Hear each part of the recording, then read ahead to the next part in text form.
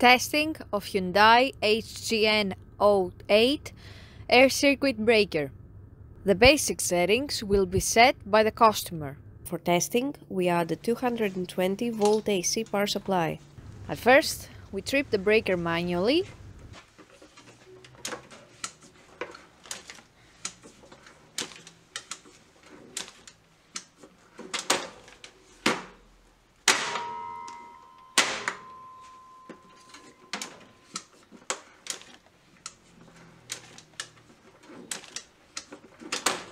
Next, we perform a short time delay test and the breaker trips almost instantly.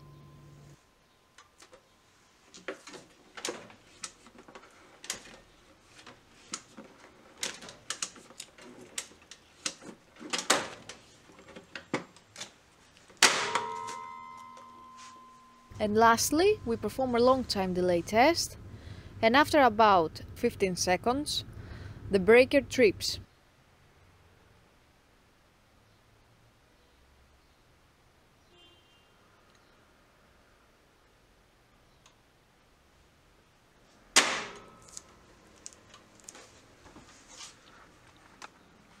It is now clear that the air circuit breaker is working successfully and is ready to be delivered to the customer.